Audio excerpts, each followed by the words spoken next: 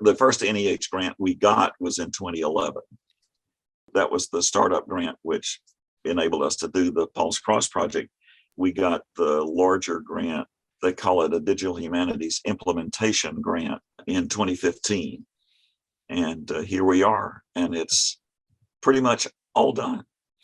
Well, that's so interesting, the narrative there, where you start with Dunn's writing with his private or semi-private meditations during an illness, and how that spatial area and the acoustic area appear in his writings. And you started out with the Paul's Cross churchyard, and then you moved into the cathedral, but it sort of expands into Dunn's own meditations and his pain, into the human suffering that pretty much occupy, 17th century London.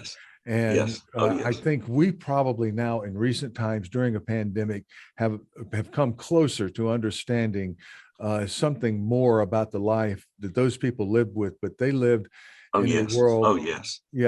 Those who preceded us in the 17th century, short life, ever encroaching, ever present death. And then you moved into the cathedral and that giant space, and the daily services in this in the cathedral. And I want to emphasize daily. It's not just Sunday. 10 o'clock in the morning and 3 or 4 o'clock in the afternoon. Every day.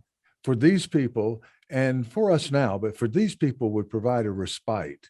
And so there are going to be a lot of technical aspects that we'll return to in the project, but we're going to feature here one small result that you put on your website, but we want to feature it here to see and hear the sounds of service in the 17th century cathedral in John Donne's and in Shakespeare's London.